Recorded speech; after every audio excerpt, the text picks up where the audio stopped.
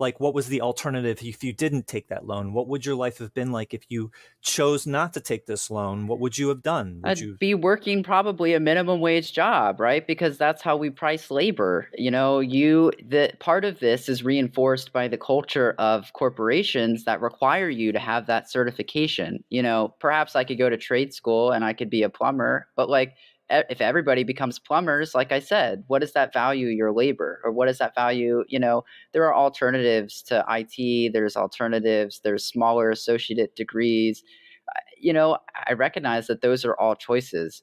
Uh, for me, it's like I, I don't, I, my brain didn't really work like that, I guess.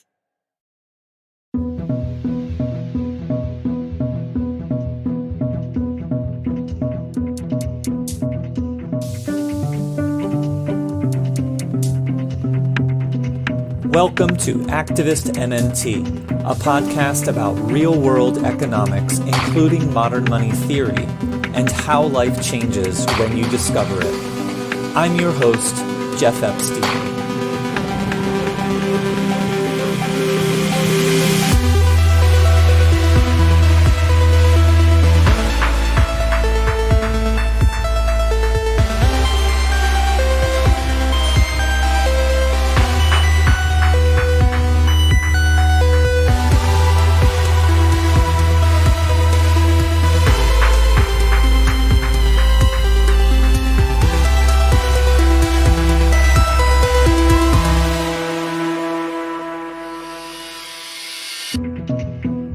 Today's the second half of Student Debt Horror Story number 2 with Sean McCoy.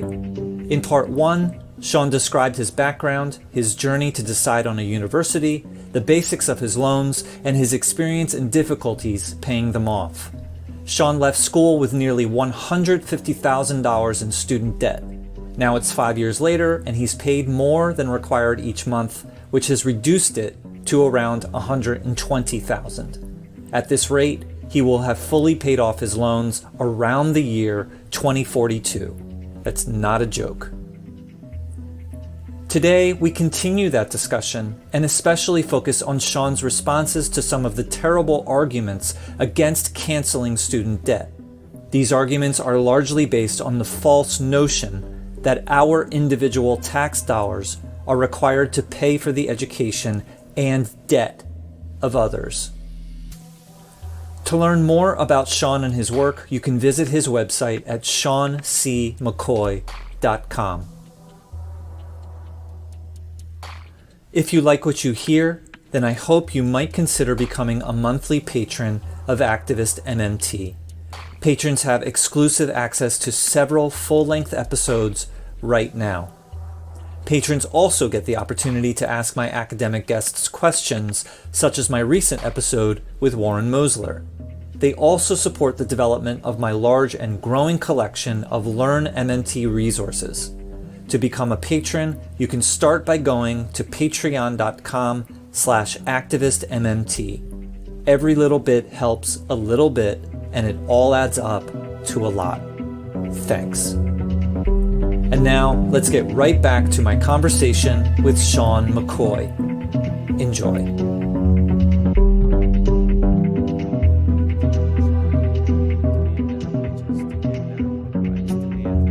Climate, which requires lower use of fossil fuels, which the rich depend on to keep their power. If you demand stop outsourcing and make our communities better and stop price gouging and all these things, inflation.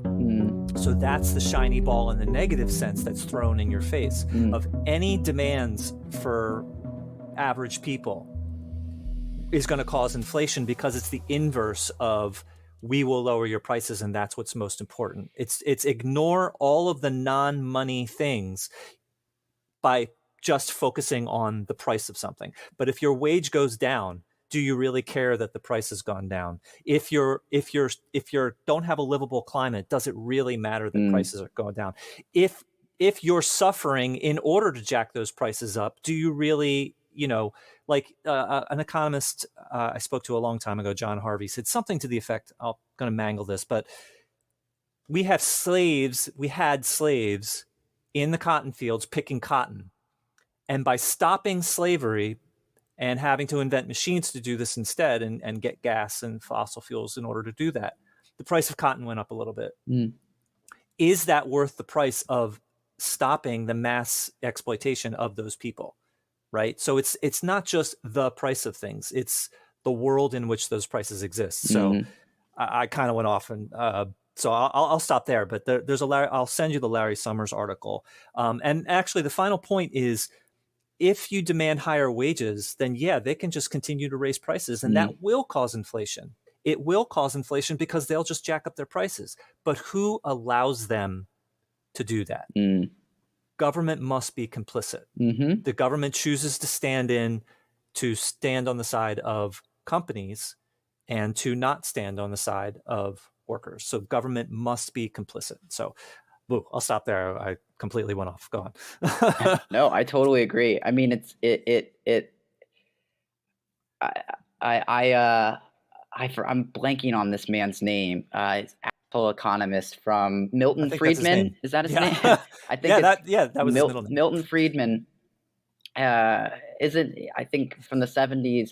Isn't he famous for making the shift of thinking in at least companies, the largest companies in the world, to stop focusing on quality and rather to focus on shareholder return? And like, when I trace back the origins of this kind of shitty thinking, there's a lot of intersections. Reagan's one of them, but also like this sort of change in philosophy where it's like, no matter what, at whatever cost, year over year, we have to continue to grow. That's how we get strong. And I think, like, at least I believe, that's why we're in all of these shitty situations, from our climate, ignoring facts, ignoring bubbles, ignoring all of the red flags, chasing a short-term pursuit of profit. It's because of this kind of thinking that we have promised, or not we, because I'm not a part of this, but like, companies have promised to the people that invest in them. Every year, they've got to tell a magical fairy tale story about how their profits have grown 3%, 10%, 12%, 20%. That's what they have. That's what they have promised. And so every year they have to devise ways in the long term and the short term of making those ends meet. Yeah, that was his middle name. Milton Friedman, isn't, I think, from the 70s, isn't he famous for making the shift of thinking in at least companies, the largest companies in the world, to stop focusing on quality and rather to focus on shareholder return? And like, when I trace back the origins of this kind of shitty thinking, there's a lot of intersections. Reagan's one of them, but also like this sort of change in philosophy where it's like, no matter what, at whatever cost, year over year, we have to continue to grow. That's how we get strong. And I think, like, at least I believe, that's why we're in all of these shitty situations, from our climate, ignoring facts, ignoring bubbles, ignoring all of the red flags, chasing a short-term pursuit of profit. It's because of this kind of thinking that we have promised, or not we, because I'm not a part of this, but like, companies have promised to the people that invest in them. Every year, they've got to tell a magical fairy tale story about how their profits have grown 3%, 10%, 12%, 20%. That's what they have. That's what they have promised. And so every year they have to devise ways in the long term and the short term of making those ends meet. I think that's why we've seen so much offshoring labor. I think that's why we've seen declines in manufacturing here. I think that's why we've seen a decline in how we treat our environment and the regulations that have kind of disappeared in protecting lands. I think that's why we see more continued drilling in fossil fuels versus taking a step back and investing in green infrastructure that would make our supply chains independent from fossil fuel and that whole power sphere of influence. I don't know. When I think about, like, how the hell did we get in this situation, there's this mentality of like, we've got to chase this short golden thing. It's like a small attention span. I don't know. I really think that long-term thinking is a rare commodity in this country, and it doesn't this is the other thing, right? Not to say that I'm against electoral politics. I'm not. I have to believe that we can change things. But like if you look at people in power, right? Most, on the congressional level, most people are in office for 4 years, presidents 4 to 8 years. What can you achieve in 4 to 8 years that you can brag about when it comes time in another 4 years? Is it a long-term choice? Not really, because those require time, 10 years. So the person that is in office after you would reap the benefits of your investment. Rather, it's to leverage debt. So, I'm going to spend as much as I can, and I read your intro before, but I'm going to spend as much and pass the debt on to the next person. But I'm also only going to focus on short-term reactionary things, whether it's drilling more oil, whether it's sending more money to our military or our police, whether it's starting a conflict and rallying the population around that conflict so that I can get through the next election cycle. These kinds of short-term band-aid solutions that are, in most cases, reactionary, benefit short-term thinking that get people through stage one, stage two. But there's not really a long, if people wanted to eradicate poverty, if people wanted to give housing, let's see the 10-year plan. Let's see the 10-year investment plan. Let's see the Green New Deal pass. That's a 10-year plan. We struggle to get there because it's not a priority. And it's, at least in my worldview, it doesn't necessarily benefit the people who are getting elected in these short-term cycles. Yeah, and I mean, when you're saying, short term, it's like thinking short term, this profit and this growth. I don't agree with that it's short term. I mean, I understand what you're saying. It's not short term. It is that narrow focus, like I was saying before, only focus on prices, ignore everything else. So it's like growth. And you were saying, so jobs are offshored and all of the consequences that you were saying. So it's not growth is short term. It's growth for who? Sacrificing who? So it's sacrificing everyone not on top in order to make the appearance of growth for those on top, or actually make them grow, but sacrifice everyone else in order to do it. And there's also an example that I happened to look into a while ago is companies steal from pensions in order to improve their books, in order to, so that they can say we have growth this year. I'm not going to let you know that I took from the pension in order to put it in our profits so we could count that as profits, even though we just stole it from all of our retirees that have been saving up for 50 years. But we got pensions in order to make it the appearance of growth. And they simply steal the money in some cases. I mean, like there's a book, I'll just say briefly, there's a book called Retirement Heist, that talks all about this. So it's this growth is not short term. It's sacrificing everyone in order to give those on top actual growth. So, and a point going back a little bit was why would you burden these people? The person I spoke to in my first student debt horror story was a teacher. And he has like around $50,000 in debt.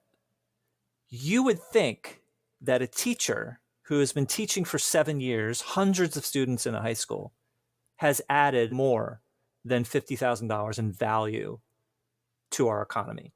So even if, our taxpayer money had to pay for education, it just had to, wouldn't it be a good investment to unburden this teacher who is going to add way more times than that in value to the economy? And I think it's safe to say, that you have added $150,000 in value since you've gotten out of school to the world, to the economy. And if you were unburdened, how much more would you have added to that?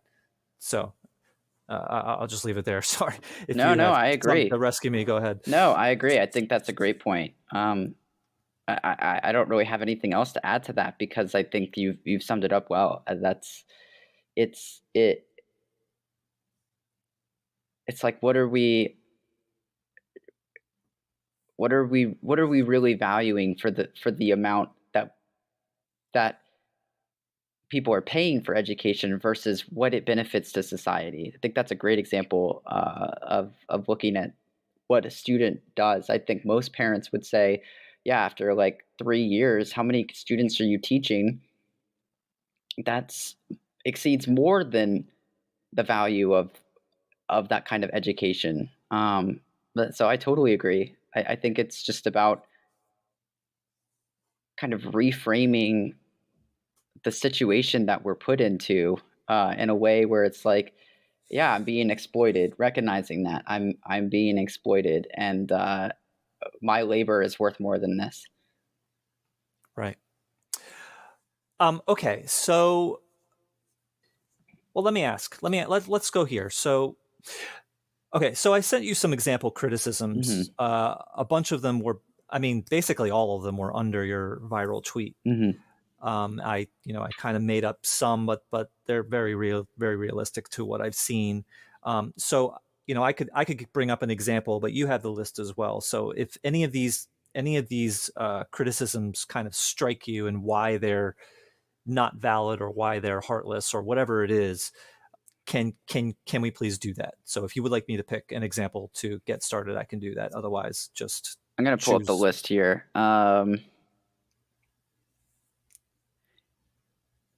Yeah, so there's a lot of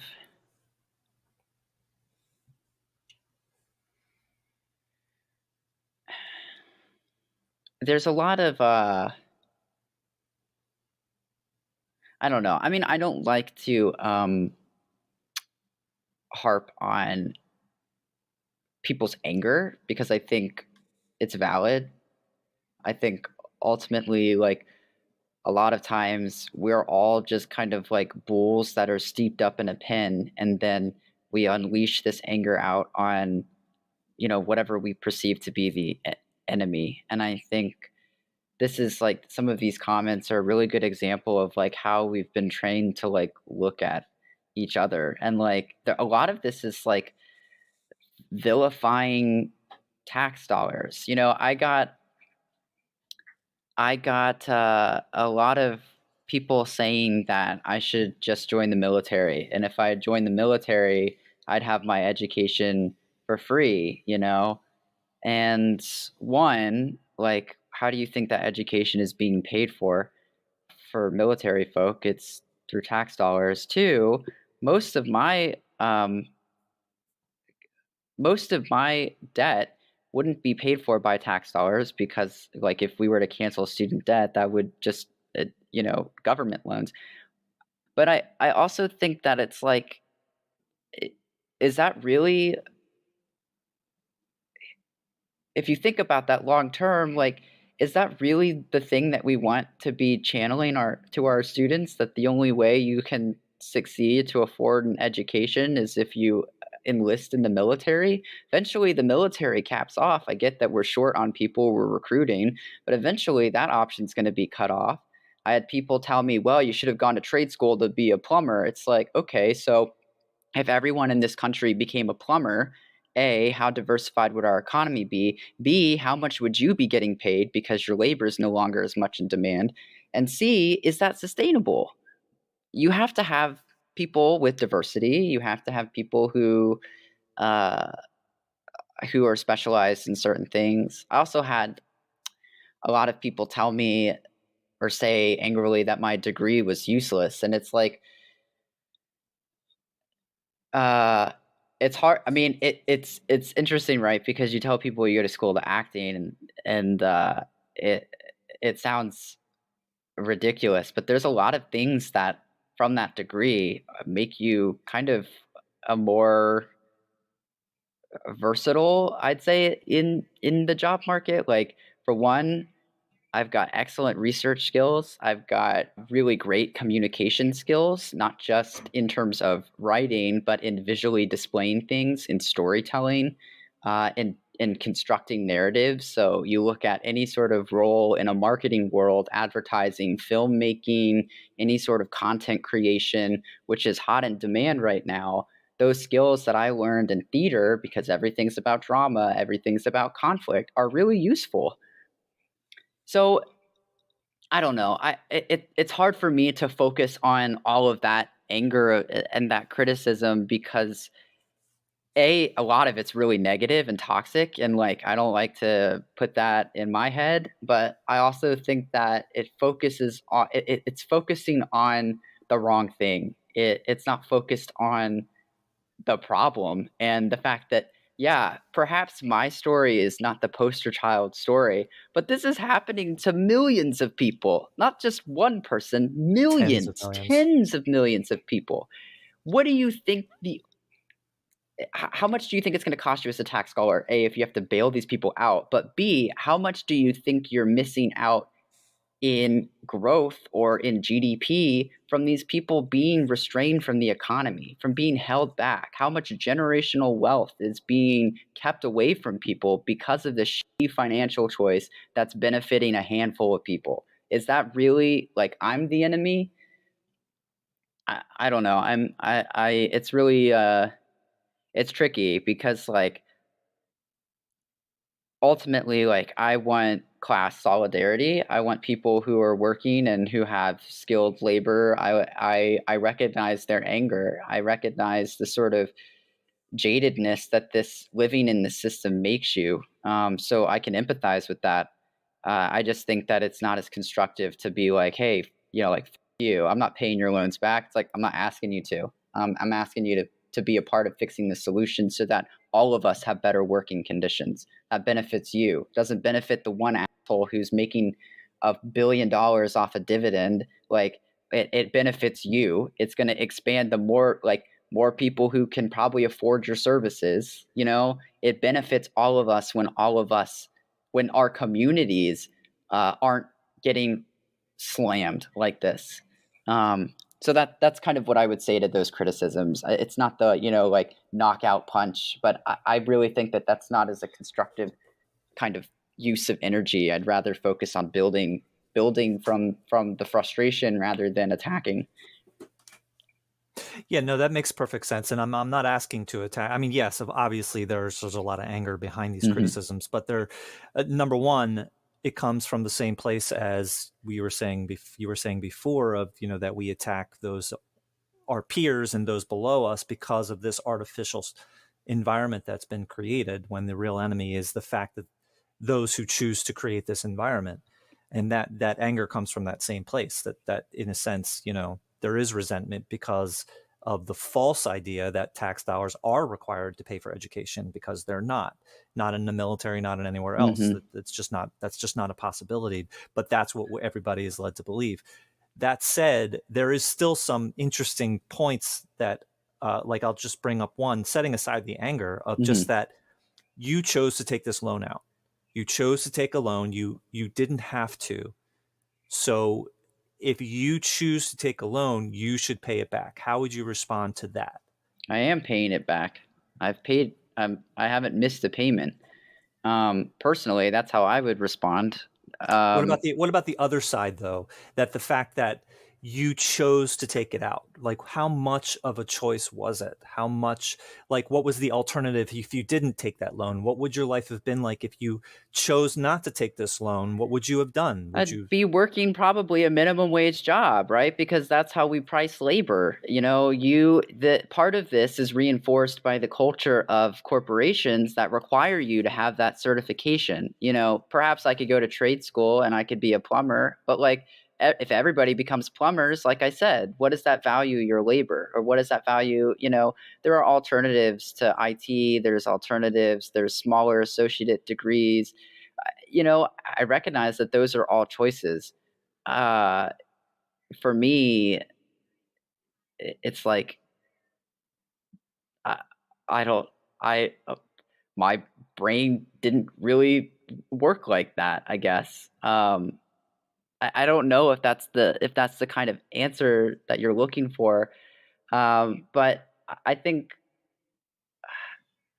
I think I don't know, it goes back to this, like, time hole thing. If you made a different choice, then what would your life be? I would probably just be, like, another shill working. Somebody who's, like, focused on who's got their nose to the axe grind, trying to make ends meet, like all of us are. I mean, basically, you're saying that this is not, it really wasn't a choice. You have to get an education in order to avoid this minimum wage daily grind that you would not be doing anything near of what you want to do. I mean, that's what you seem to be saying, right? Yeah, I So, also so, right. so this loan really wasn't a choice in a sense. Like, it basically was something that an education is something that you really need, and therefore it really wasn't a choice to sign up for that loan in the same sense. Correct. And like I said, I applied to 11 schools. And when you break down the finances for what I was offered based on my background, like it pretty much all equaled the same. So you go to the place that promises you the best opportunity for what you want to do, and you know whatever that consequence, it's like when everyone else around you kind of has the same fate, is talking about the same kind of crap, is in the same sort of debt. It feels like, okay, well, this is just what everyone else is doing, and like, uh, it kind of feels inescapable. And like I mentioned earlier in the interview, the amount of interviews that I think I've had solely because I have this degree next to my resume is in part, I think, one of the things that gets me into the interview. Now, even as a filmmaker with my portfolio, it's still a part of the application. And like, I've worked for some like pretty notable people. If you look at my portfolio, you'll see some like, it's not just like, I'm starting out doing this. Like, I'm pretty decent at this. So the fact that that is still a qualifier even after all of this experience, to me, is like a red flag. And I think if you're going to make education a requirement for corporations who, mind you, are benefiting from having all of this labor and not carrying any of the cost, any of the burden, any of the risk of what that debt means for the holder, for the laborer, then either that credential should not be required and we should focus on like merit and skill set and value that rather than a degree, or make education a necessary thing for people, and or not a necessary thing for people, but put it to a place where they can afford it, and or guarantee that to people for free. Agreed. And I mean, basically, I mean, my opinion, which I said to you in the email, is student loans are predatory. Mm-hmm. I mean, period. They're just predatory because education should not have a cost to begin with. It doesn't need to have a cost to begin with. Right. And then when someone comes back and say, "Oh, you want my tax dollars to pay for your education?" No, it shouldn't have a cost Mm-hmm. to begin with.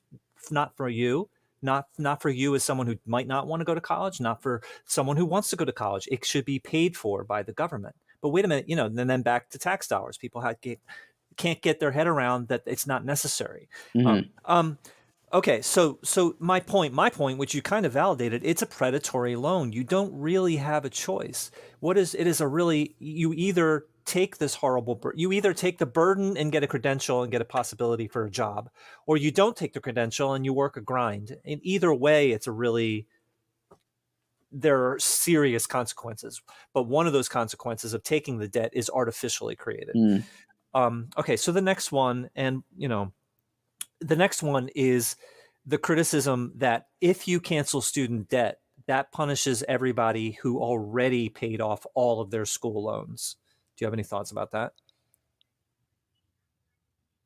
How does it punish people? I mean, if I pay my debt off and I'm, you know, good to go, am I going to feel jaded because somebody else doesn't get burdened by the same experience that I lived through? If I can recognize that what I just went through to pay off my student debt was a personal hell for me. Why the hell would I want somebody else to go through that? Is that really where we're at? Is that really what we want to be about?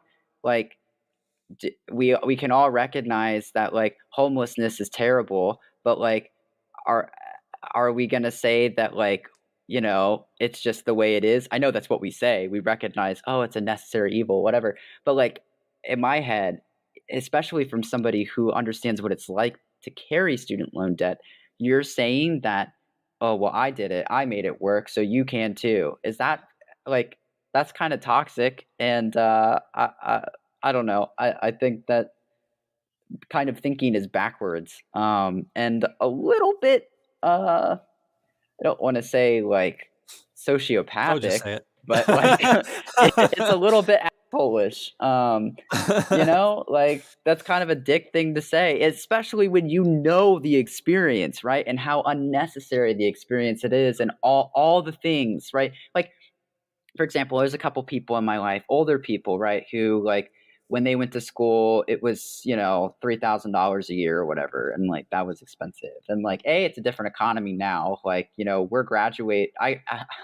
another story is like when I graduated from undergrad, I wasn't even qualified to work a job. I was like, I still had people asking me to work as an unpaid intern, in order to get my experience side of my job. It's like, come on now. Like back in the day, you could pay for you could pay for college by working at a grocery store, by working at the gas station. It might be a stretch, but you could pay your year to year tuition doing that. You can't do that now. You can barely afford housing, and you might not even be able to. Like in my state, Virginia, minimum wage I think is $8.25 an hour. That's not going to pay your rent around here. You have to live like way in the southern part of the state and commute.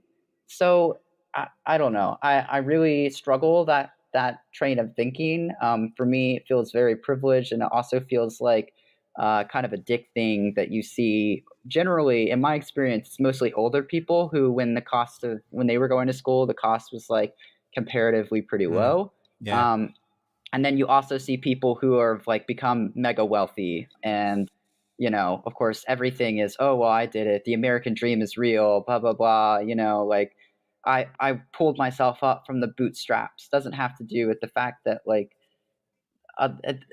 somehow that makes other people struggle unlegitimate or not legitimate. I don't know. It's a circus for me to get to figure out that sentiment. All right. So my two responses to this concept is number one, if you think that you suffered and turned out okay, so others should suffer too, then you did not, in fact, turn out okay. Mm. That's number one. And number two is we must not stop the murderer from killing more, because that would be unfair to all those he already killed. Mm.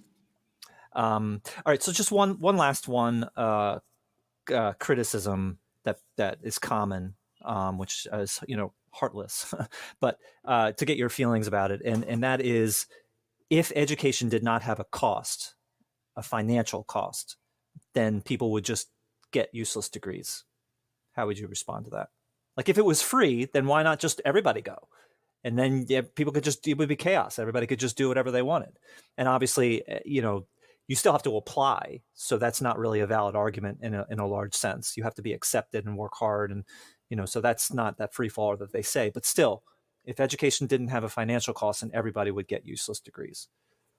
Well, define useless, right? Like exactly. Who gets that's to the define key it? word. I mean, I think a part of the like thinking of keeping degrees in general around a flat rate is that it prioritizes what the market demands. And that's another way to beholden people to corporate priorities.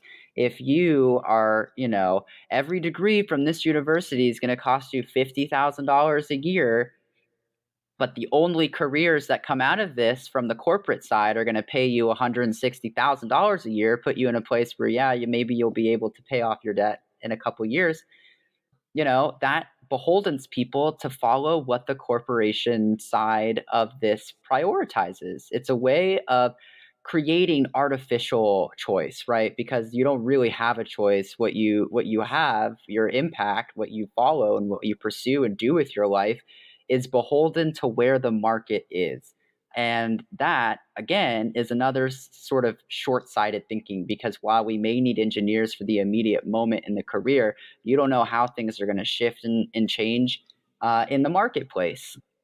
And so that's one thing I would say to that, is like define useless and look at that in the broader context. It's what the market demands and who really governs the market, right? It's not people. It's certainly it's money, and who holds money. So that's number one to that criticism. And the other thing is, like, when people are passionate about things. That's the other thing. It's like I think a lot of people demonize passion, right? As if, we don't watch these stories of people finding and falling in love with their passion and empathize with that. Somehow, when it's put in the context of like pursuing education and like building a world for yourself, it's like it's seen as a useless thing. But when people are passionate about something, they're curious, and curiosity is what fuels innovation. And as a forward thinking economy, right, as much as we want to tout that, how do we diversify our future? It's by innovating. And I think, going back to the last point of like what the market demands, the market is reactionary. The market is regressive thinking. It's looking back at its demand that it didn't have a year ago and saying, oh, we need more of this. It's not thinking, okay, projecting into the future. It's thinking, oh, okay, we have to meet demand now. We have to meet the present moment. We have to meet what we missed last year. It's not thinking progressively. Versus people who are curious, who are whether they're telling stories, whether they're bringing communities together, whether they're creating new things in verticals that haven't really been explored. It's a way of breaking a habit. And habits can be good, they can also be bad and debilitating. And I think, for as much as this country wants to applaud retrospectively innovative people, in the moment and in the present, it wants to punish them. It wants to demonize them. And that's just like a really confusing thing for me as well. So I think that's my response to that comment, is like, A, how do you define useless? And B, what does that really mean? Let's unpack that. Because like, is what you're saying all of us should dedicate our lives to serving the corporate grind, to serving the grind of a corporation that's going to use us while it's relevant and then discard our skills and give us no security in return? Is that what that comment means? Is that what you want to say? I think you're exactly right. It's about the definition of useful. Who gets to define the definition of useful? And obviously, it's those in power. Those in power are the market. Those in power define useful as make me more powerful, which is make me more rich. So if you, as an actor, don't make some market guy more rich, then you're by definition not useful. Which is kind of funny, because of entertainment is a massive tool of propaganda. Right. So obviously you're useful. Obviously you're valuable. You just don't make a rich guy richer. I mean, that's not quite right, but you get my point. Entertainment is there are so many shows. And at the end of every show, like we just watched, we watched a Muppets thing, and at the end of it, there was 3 straight minutes long of all of the actors that did all of the translations for like 20 different languages. Like, entertainment is a massive tool of propaganda. So clearly it's useful in some sense. And also the idea that that useful as defined by someone in the market, it makes me richer, that feeds into that artificial environment of having to sacrifice so many in order to give the appearance of so-called growth, which is growth for this person, but how much suffering is caused by doing that, and allowing like people to do what they want, to think outside of the box, to do acting, to do anything, to do podcasts, to do whatever is, we don't know what the solution is yet. And if we have people to in this what do you call it, on the rails, this games that are on rails that you can't really diverge when you're playing a video game, it's on rails, then we're never going to find it, because we're forcing everybody to follow this very narrow path. Okay, so all right, so I have basically three more questions. And the first one that I want to ask is, we don't have to go too in depth about this because this is really not what it's about. But, I wanted to introduce you to MMT. I think you kind of had a taste of it before we met as well. But, you read the intro and you have a little bit of a taste of what it's about. And I'm just wondering, does that have any influence, as much as you can understanding in the little that have any impact on your view of this student debt subject and schools having a cost subject? Yeah, it kind of feels like my first impression, and I think I've intersected with MMT a couple of times before in the past without really understanding that that's what I was engaging with. But it's like it almost feels like a anti-libertarian sentiment, which I'm totally on board for. I think it's also really intersectional with the conversation that's happening right now in our economy. All the narrative around inflation, the narrative about all these market forces, some of the things that the Fed is doing, and like I, at the end of the day, money is just a promise, right? It's a promise of value. And that promise of value is something that at this point global markets agree on. But it's also a choice. And we as a government have all sorts of tools that we can use to not leverage money in the way that we are. And I think it comes down to, like we said earlier in this, that debt is a leverage of power. And so um, I think, like, for example, budgets are moral documents as much as they are fiscal documents. And so when we pledge our budget year over year to, things like the military or things that we kind of spend in excess, we're saying that those things are more important than others. Versus if we leverage our money in a way where we are providing things like healthcare and climate infrastructure, housing, social safety net programs for people to succeed and to have some sort of like guarantee in this country, those are all choices. And that's how I would kind of respond to that, if that makes sense. Sure. Okay, so I'd like to end on two questions I'll just ask. So, number one, how would college have been different? I guess even the search for college, because obviously you decided on a college very much based on cost. So how would college have been different if it was free, and therefore you had no debt? Well, I think that definitely takes some of the high stakes out of just applying in your future, right? Because even as you're applying to school and you have that cost that's weighing over you, you feel the weight of, I can only do this once. I can't fuck it up, you know? And it's the importance of, if I don't get into this school, then I'm destined to be a failure for life. Like that's kind of, I mean, that's hyperbole, but that's kind of what the sentiment feels like. I think it allows you to, if something's not working, get access to a different skill set. Or if you're making this decision at 18 years old, and at that point in your life, based on the point of where college comes into play, you're supposed to know what you want to do for the rest of your life at 18. And you're making that commitment right then and there, versus, all right, let's expose people to skills that they have tried and explored and are perhaps passionate in, give them some experience in the marketplace. And then if they want to readjust their skills or learn something better, then having school be affordable or free for people makes that an opportunity. Versus now, if you want to go to grad school or if you want to go back to school and learn something, like, you're kind of screwed unless you're rich, of course. But that's kind of the answer for everyone, right? If you're rich, then none of these things really apply to you. You should have been born into a rich family. That's true. You really weren't thinking ahead. You're so right. I should have. That's just I screwed up. Yeah.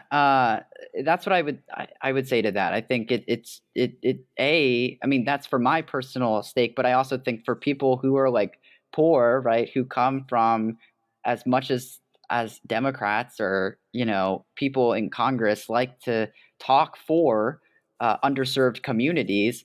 It gives them a way to improve their station in life, to break the sort of caste system that poverty has in places where it's cyclical and it's predatory. It gives people an opportunity to get skills that allow them to participate at the market at a competitive level. And that's still existing within the same sort of capitalist model that we have, right? You're not sacrificing anything on the corporate end for that. That doesn't require a socialist revolution. It requires a reframing in our priorities and what are we actually prioritizing for people. So Well, let me ask you, at what point did you realize that this student debt is a really bad thing? Like, at what point was it, like, I guess, in the background? And then at some point it was like, this really sucks. Like, when did that hit you? It was, for me, it hit me when the realization that debt has always been a shadow throughout the process of going to school. I'm not quite sure I knew how to quantify it until I actually started making payments. But for me, what really wrecked me, I think, was when I graduated, and after I graduated, I moved to New York to do the acting thing. I got a full-time job in marketing to help pay my bills. I was still on my 6-month grace period that you get when you graduate. And I worked at a startup, and I started in August, and by November, that startup had gone under, and I was unemployed, and I had no means of making money. And at that same moment is when my goddamn student loan payment started. And my first payment was billed for $972. And I had been laid off the week before. And, even with that job, I was taking home maybe $600 a week. So on top of rent, it's sort of like, okay, how the hell do I do this? How I have to survive. And that first year for me was really very traumatic. Still things I'm unpacking. Like, I'm fortunate in my life that I haven't really had to live in poverty in a long, like, I didn't grow up in that. But in New York, that first year, I was lucky if I was eating twice a day. I had lost 15 pounds because I couldn't feed myself. I was living off of $15 a week for food. And I had to, this is the kicker, right? Because I needed to afford my student loan payments and my rent, I had to make a certain threshold of money that prevented me from applying to food stamps. So basically, I was losing money every week and taking like $200 out of my savings to offset just like living. I was under $200, like losing $200 a month after paying for my bills, rent, and student loans primarily, and then like $30 a month for food, or maybe $45 a month for food, and nothing else. Maybe metro tickets or like whatever, subway tickets for New York. Nothing else. And then even after all that, I think I had to make about $1,600 a month, and then I was losing 200. Yeah. So that prevented me from applying from unemployment. It prevented me from applying for food stamps. It was just like it was awful. It was really awful. Yeah, just watching your body fall apart like that, and it just, yeah, don't ever want to be back in that place. So Okay. yeah. Okay, so I assume, so final question, I assume that this is going to be assuming everything goes well, assuming nothing goes wrong, you have at least 10 more years ahead of you, maybe even 15, 20 years ahead of you to get rid of this debt. I'm assuming that that's true. So my final question is same thing, but what if you did not have this debt? What would your current life after graduating? And obviously, that stress that you just described wouldn't have been an issue, or at least not nearly as much of an issue. What would your life now be like if you didn't have to pay whatever, $900, $1,600 a month for the next 10 years or whatever? I would really like to focus on non-profit motivated filmmaking that is creating pieces for climate justice. That's really, I think, where my passion is right now. Telling stories about climate change in a human way, talking about communities, and looking at communities that are ravaged by climate change, and helping people understand that this isn't some distant 30-year thing, that it's happening right now, and that drilling is happening on indigenous land. We have lead pipes still in the infrastructure of Black communities. Their housing is still next to the same fucking pollutant factories that release toxic gas, or you name it, into the water supply, into the air, like destroy green spaces, all that kind of thing, to help people understand that this isn't like, a 2050 thing. This is an existential thing, now or never. That's where I would spend my time. And when I say not profit motivated, like, I think film has nowadays, sometimes it has an aspect of it that can feel a bit like colonialism. Like, you'll have, I don't know, some white filmmaker come into a community that's ravaged by a problem, extract their stories, and then tell and sell those stories off for profit to a streaming network, to something, to make money for themselves. And that person, that entity, that community will never see a share of what that, of that return for what for what that story provided. For me, I'd love to figure out a way to have stories like this become a pot of recurring revenue for communities, so that they independently can decide what to spend that money on, whether it's direct payments for the people involved, whether it's, sort of given to a trust for a community, for them to be like, okay, we're going to build new infrastructure, we're going to build new housing, we're going to just pay people. That's sort of where I'm trying to figure out. And if I didn't have these stupid payments every month, I think that would be, I would have to live on far less. Like right now, I have to work at an expensive job, because that's how I'm able to afford my bills and like continue growing out of this debt. But until then, this is the hustle, And how much do you pay each month right now? I'm paying more than I should, but I think all in all, I'm paying about $1,200 a month. You're required to pay $1,200, or you do pay $1,200? I do pay $1,200. I think I'm probably required to pay like $970 or $1,000 maybe, but I'm paying more. Okay. So it's not that I would say that you don't want. It's not that you want to do nonprofit. It's that you want different people to profit, and not just profit in financial ways, but profit in not having poison water, and real profit. Right. Right. Yeah. Okay. That was great. So before we end, is there anything else that you feel needs to be said? Oh, I feel like I've rambled a lot on this. I did too, so it's all good. Yeah, I really feel like there's good information in here. I don't really know if there's anything else I have to share, other than, like, I think this is an issue that requires solidarity for all of us. And like I said at the top of this and before, I'm not the poster child for this issue, and I should never be.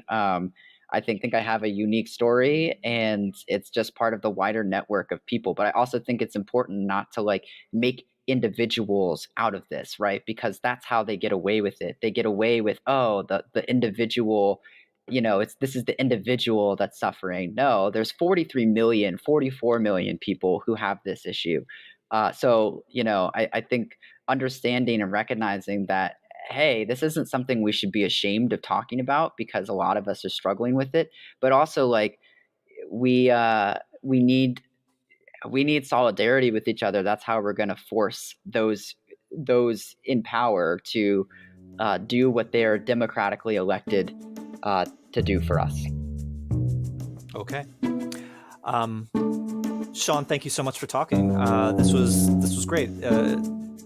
Yeah, it was great. I really enjoyed talking with you, and I wish you the best of luck. Thanks, Jeff. It's a pleasure talking to you. Thank you for having me on.